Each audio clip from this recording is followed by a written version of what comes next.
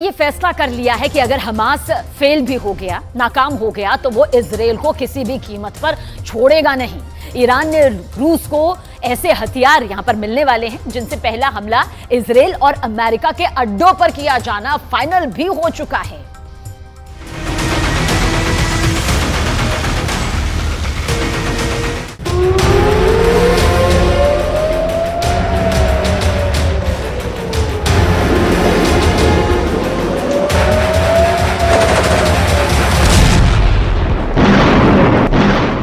पश्चिम Asia जल रहा है और अब इस आग में नए शोले भड़काने का साजो सामान तैयार हो चुका है।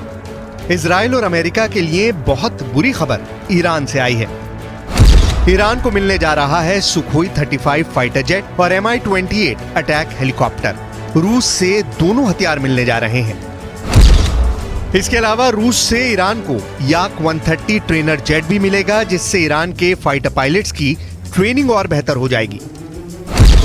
सवाल है कि ये ताकत मिलने के बाद अब इजराइल से कैसे टकराएगा ईरान। पश्चिम एशिया में ईरान की फाइटर गोलाबंदी शुरू हो चुकी है।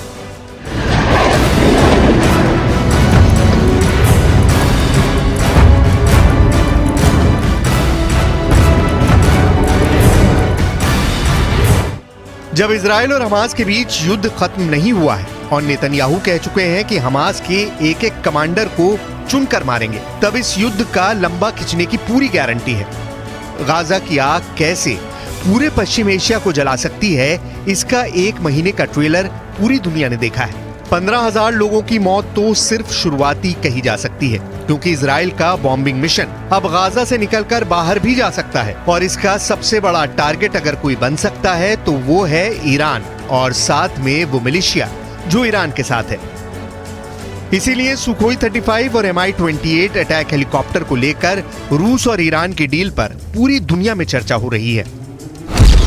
सवाल है कि सुखोई 35 जैसे लॉन्ग रेंज फाइटर के टारगेट पर कौन सा देश होगा? क्या इस फाइटर जेट के टारगेट पर खाड़ी में अमेरिका के अड्डे होंगे या फिर ईरान अब इजराइल पर हमले के लिए तैयार हो रहा है?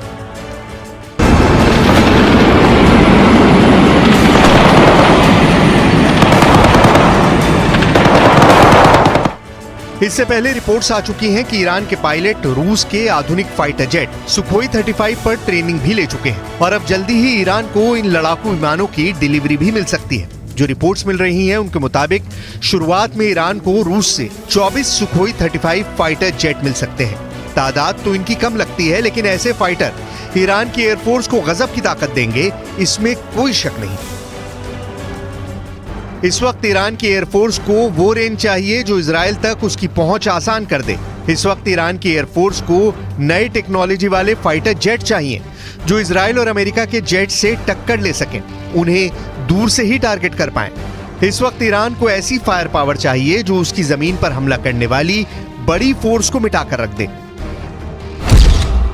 यानी ईरान के फ्रंट पर देखा जाए तो उसे इजराइल तक यानी करीब 1800 किलोमीटर की रेंज में ऑपरेट करने वाला एक फाइटर जेट चाहिए।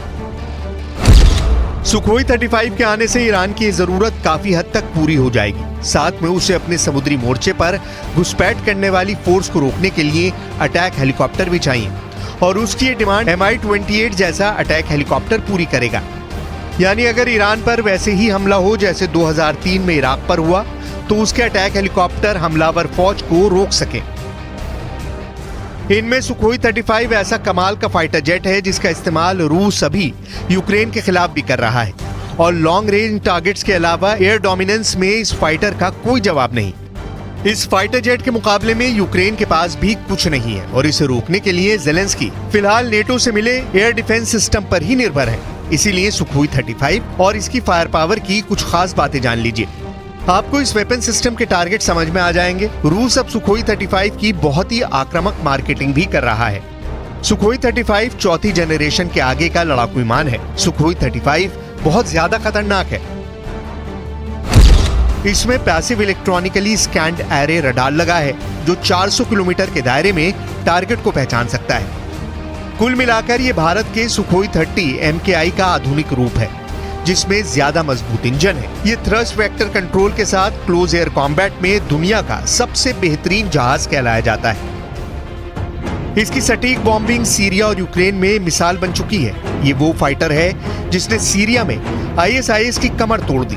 ये वो लड़ाकू विमान है जिसे पुतिन का अहंकार बताया गया, जिस फाइटर को दुनिया की कई एयरफोर्स खरीदना चाहती है। रशियन एयरफोर्स के पास अभी 100 से ज्यादा सुखोई 35 है। ये यूक्रेन में पुतिन के स्पेशल एयर ऑपरेशन का सबसे अहम हिस्सा या कहें रूस के एयर स्ट्राइक मिशन का लीडर बना हुआ है। 2024 तक रूस की एयरफोर्स को ऐसे 30 और जहाज दिए जाने की तैयारी है। इसीलिए कहा जा सकता है कि रूस का ये जहाज बहुत स्पेशल है, जो ईरान के एयरफोर्स की मौजूदा फायर पावर को कई गुना बढ़ा देगा। चीन ने भी इसी फाइटर जेट में भरोसा दिखाया है। चीन अब तक सुखोई 35 का सबसे बड़ा ग्राहक रहा है। उसके पास ऐसे 24 जहाज हैं।